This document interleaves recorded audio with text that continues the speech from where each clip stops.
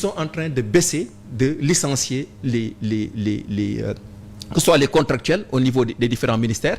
Logique gu nañu wàññi effectif masse salariale bi, alors que là aussi ils se trompent, parce que le problème c'est pas les effectifs de la masse salariale, les effectifs de la fonction publique, c'est la masse salariale. xaalis bi ni mu toll.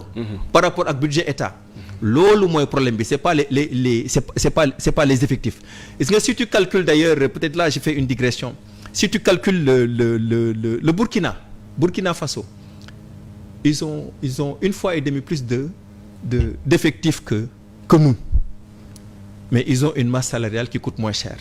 xam nga nag, tu te souviens, avec Wade, avec Macky, on a beaucoup augmenté les salaires des agents de l'État, ak revendication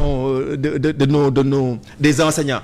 Loolu moo gonflé masse salariale bi. Donc lii ñuy jéem a nii di dàq les jeunes là, les plus faibles d'ailleurs, parce que ils s'attaquent aux plus faibles. ñoom tey suñu bëggoon régler, parce que li tax ñu leen di dàq, c'est pour régler le problème, c'est les dépenses publiques. su nekkoon loolu nga bëgg régler, mais il faut couper peut-être 10% ou 20% de la masse salariale. loolu mooy régler ce problème. Mais dàq tey 2000 agents, c'est même pas 0,05% de ta masse salariale. Donc du am benn effet. ba pare nee naa la ba léegi dañu soxla ay effectifs. dañu soxla ay greffiers, dañu soxla ay enseignants, dañu soxla ay policiers. Donc man je pense que ñoom li ñuy def nii, je pense que c'est pas assez bien réfléchi. Je pense que c'est pas assez bien réfléchi, et ils sont dans je pense qu'ils sont dans l'erreur. D'accord. Voilà, donc et d'ailleurs bon, je les entends, hein, ils disent toujours on est en train d'étudier. Je pense qu'ils sont en train d'étudier.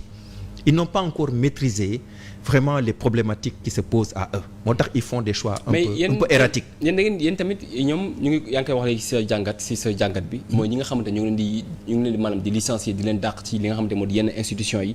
Yéen daa ngeen ko dénoncer naan maan nguur gi fi nekkoon wax dëgg yàlla dañuy def li nga xamante moo di maanaam des recrutements politiques.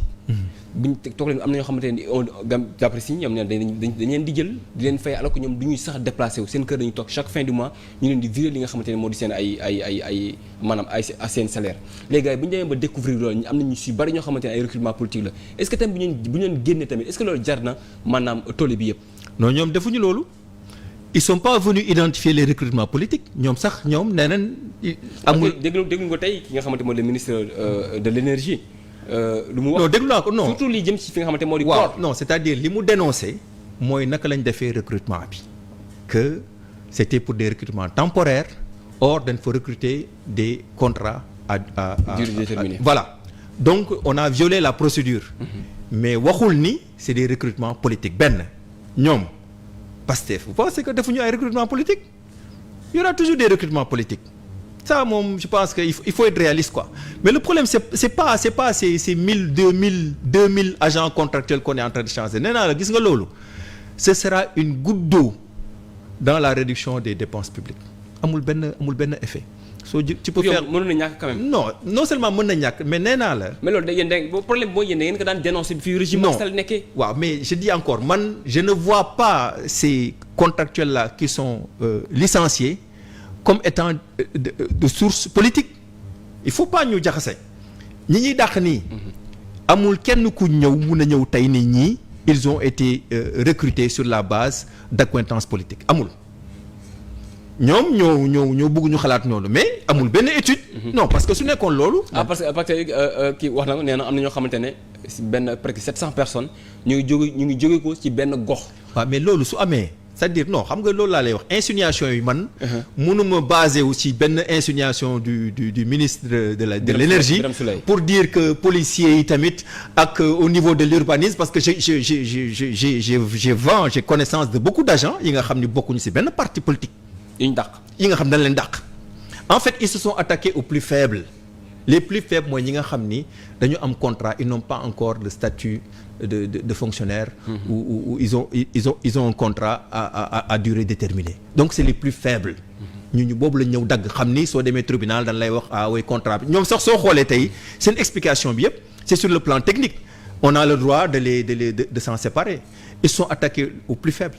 Mais nee naa la su nekkoon tu as un problème financier, su nekkee li ngay def ci masse salariale bi dafa nekkoon problème, il faut attaquer le problème. Soit tu fais une baisse générale des niveaux de salaire qui touche tout le monde, et ça ne t'empêche pas ngay recruter pour avoir plus de greffiers wala tu touches tout le monde mais li ñuy def nii en réalité ça ne va pas permettre de rencontrer leur objectif de réduction des dépenses publiques. 2000 personnes yi nga mën a jël même soo calculer peut-être ku nekk soo ko si doon fay 250 000 par ci weer bi c'est insignifiant xam nga masse salariale bi ñaata la c'est 1425 milliards par an 1425 milliards c'est l'équivalent soo ko calculer tey sax su nekkoon da nga jàpp ni fonction publique egg na 180 000 su nekkee dafa egg 180 000 c'est l'équivalent d'un agent qui est payé 625 000 par mois. 600 000. Au Sénégal c'est le niveau des salaires qui est trop élevé. Et c'est pas équitable. C'est pas équitable. loolu nag ñoom ñoo ko ñemegul song ils ont parlé de rebasing bi ci Macky Sall nekkee tamit chaque fois ils en parlent duñ ko ñeme laal mais ñoom tam lañ dagal ils sont en train de faire marche arrière donc ils s'attaquent au plus faible or le problème il est là.